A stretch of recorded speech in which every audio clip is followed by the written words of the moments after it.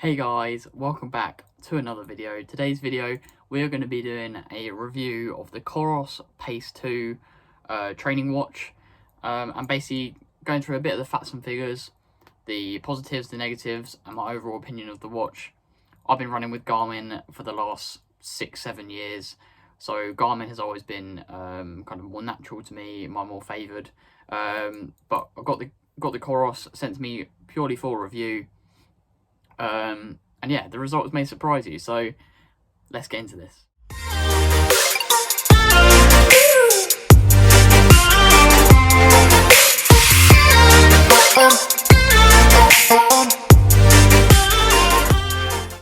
So guys, the Coros Pace 2 comes in at £179.99, and $199.99 if you're buying in America. And I personally think, straight off the bat, that is an excellent price for this watch. It comes in at simply only 29 grams. I'll put all of the info on this left-hand side of the screen for you guys. And it has a 64 color memory in pixel screen. So I actually think the resolution is really good. Its GPS is GLONASS, I don't know if that's how you pronounce it, with Beidou and Galileo built in as well. So you get the best coverage with some really top-notch navigation systems in there. So that's the main kind of off the bat, the facts and figures about the watch. But let's get into some of the positives and negatives of the watch that I found when using it. So guys, we'll start off with the positives, because that's probably why you're here. So I would say the first thing that I felt when going from, I can just grab it here actually, when going from my Garmin to the Coros is the massive weight difference. So I know this Garmin is quite a lot older. This is the 645 Music, but this Coros Pace 2 comes in at only 29 grams. I just think that is absolutely bonkers, and it's super lightweight. And yeah, not that the weight makes much difference on a watch, but I think it's just one of those things you feel it's just that added little thing. You put your watch on and it feels super lightweight. You're ready to race. The next thing that I would say is the GPS is just superb. So there's a few little areas that I would always find my GPS kind of going out of whack on the Garmin, specifically 3k in on my easy run route that I do, my 5-mile route. 3k in, it would always tell me I was going much quicker on the way out and then much slower on the way back, even if I was keeping the pace the same. But with this Coros, I've not had that problem once, and I'm actually getting a true reflection of my pace, which is really good. So I'm not sure if that's because it's keeping the GPS or because of the smart stride system that it's got in place. So this smart stride system, what it does is it helps to calculate your stride length. So if the GPS does go out of whack, it uses your cadence with your average stride length from that run to calculate how far you have run since like the GPS has been out. And to be honest, I haven't had any problems with this whatsoever. I'm yet to try it in a kind of a London environment with all the big cities, where the GPS typically does go a bit out of whack. But the Garmin, I know it's old, but I did find the Garmin used to like just kind of go a bit bonkers sometimes. So yeah, really thoroughly enjoying that on the Coros. The high resolution display, absolutely love it. It's color as well, which is just right up my street, although I've changed the background to just black and white at the moment. I like it a bit more monotone when I'm just kind of wearing it as a wristwatch. But yeah, so definitely would say that the screen has got much higher resolution than the Garmin. I don't know if you can see that just from the camera there, but yeah, the screen is really nice.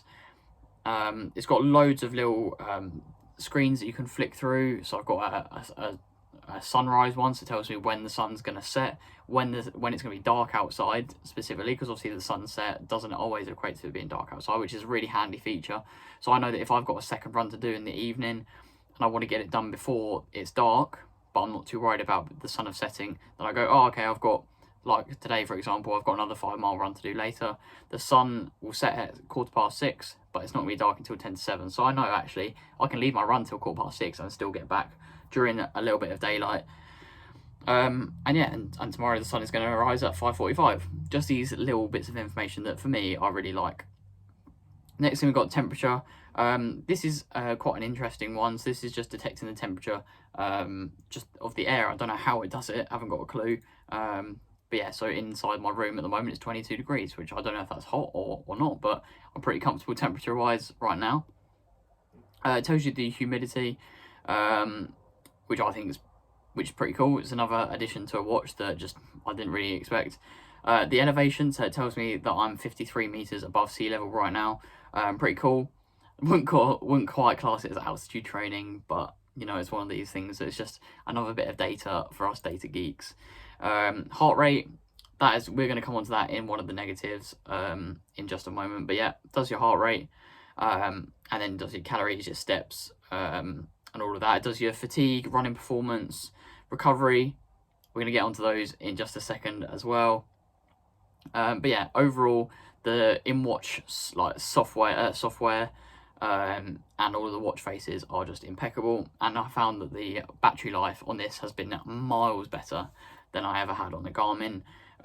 So I run probably 8 to 10 hours worth a week, or use this for 8 to 10 hours worth a week with GPS, and then all the other times without GPS. And I only ever have to charge it at maximum once a week. It quite often goes 8-9 days, which I just think is really good considering the amount of use I get out of it. Anyway, that's the positives. Let's get on to the negatives. So guys, with a few of these negatives, you might think I'm kind of splitting hairs a little bit, but it's all these little things that kind of just make or break a watch, really. So to start off with, I do find that the screen can be dark if you don't have the backlight setting switched on. So I switched it on now, so I know that specifically at night, so if I wake up in the middle of the night and I want to see the time, I just flick my wrist up like that towards my face and the light comes on so I can read it. Otherwise I wouldn't be able to read it. And I just think that they can maybe change that a little bit, make it a little bit brighter so you don't need the backlight on all the time. But yeah, that's, again, it's just one of these really tiny things. It doesn't really make a difference. I had a similar thing with the Garmin, to be fair, but the Garmin had a button that I had to press rather than me activating it with the wrist, which I think is pretty cool. I like activating it with my wrist. Now, this is probably the biggest downside that I've felt, and you might be like, "Cool, mate, come on, get a grip." But I've done a few cross-country races this year, and whenever I've done a cross-country race, it's been quite muddy, obviously mud flicking up everywhere. I always get mud stuck behind the dial here. So with the Garmin, you use just the buttons up, down, whatever. Whereas the Coros has a dial to flip between the screens, and sometimes the mud can get stuck in the dial, which just makes it less it makes more grindy to twist the dial. And although you can still flick between the screens, just mentally it doesn't feel as nice, if that makes sense. So yeah, mud can quite often get in there. So that's one thing I would say, Coros, if you're watching this, fix the dial, man. Get rid of the dial. I like the buttons. That's probably the main thing I would change about the watch, is put some buttons on here instead of the dial. But it's something I'm getting used to. And it's not a make or break for me, really, with the watch. Another minor thing is I don't like the selection of watch screens that you can get on the watch. I really liked the one I had on my Garmin, which is just the time, how far I ran that week, and then the battery as well. And I get, actually, in fairness, I get a similar thing with the Coros. I get the time, I get how long I've ran for that day, the calories, the heart rate, the steps, the elevation, and the battery life. So I guess I get a bit more bang for my buck on the Coros watch face. But yeah, I don't know, it's just because I had this watch face for so long, it kind of just feels a bit more natural. Another thing, guys, I'd like to just add is the heart rate. I have not found the heart rate accurate at all. Sometimes I'll be doing an easy run, really comfortable, like I could sing while I was running, it's that easy. And it's still telling me that my heart rate's like 190, like 200, and it's kind of going a bit bonkers, to be honest.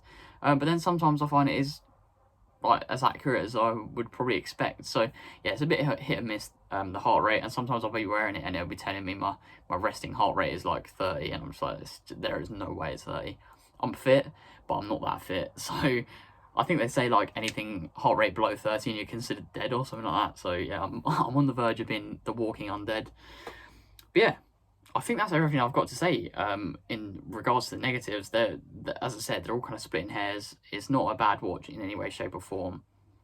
So yeah, let's get to my kind of final conclusion, my final opinion of the watch, and whether I'm going to continue using this Coros Pace 2 over my Garmin 645 Music. So guys, I've been using the Garmin 4 and 645 Music for about 4 years. I've had this watch for quite a long time, and to be honest, I absolutely loved it. But unfortunately, the Coros, this this is going to sound silly, but when I first got this Coros, I was a bit apprehensive. I was like, I don't really like change. And the Garmin had done everything I needed it to do, so I was thinking, well, how can it be any better? But I actually love this watch now. I was really surprised how much I love this watch, and I wouldn't go back to the Garmin. So I think next time I buy myself a watch, I'm going to have a big decision to make, because obviously this is quite old, so maybe it's not giving a completely fair trial between the two kind of biggest watch brands, maybe Chuck Polar in there as well. But yeah, I've thoroughly enjoyed using this Coros, and I'm going to carry on using it for the time being. Yeah, it just gives me everything I need it to do. It's super accurate, especially with that GPS. So if I'm ever doing like a distance of rep, say 1 kilometer, pardon me, and I'm not out at the track, I can rely on this watch to tell me that I'm doing a kilometer, and then I can stop, etc. So yeah, I'm gonna end off today's video, guys. I think yeah, as I said, if I had to pick one out of these two right this second, it would be the Coros. Maybe primarily because of the GPS and the battery life, but what can you say? Both waterproof, and they're both very similar in that respect. But I think the software as well, the Coros app is just miles ahead of the Garmin Connect. So Garmin, if you're looking to improve, take some pages out of the leaf of the Coros book software. But yeah, thank you for watching today's video, guys. Please like, subscribe, plenty more videos coming your way while I'm on Easter holidays from university. Yeah, this is a little sample of some of the Say Sky stuff that I got sent. Absolutely loving the Say Sky stuff at the moment. I'll show you featuring in a few more vlogs later down the line. But yeah, thank you guys for tuning in. Please like, subscribe, share with your running buddies. It's free for you, and it means a lot to me. And I'll catch you in the next one.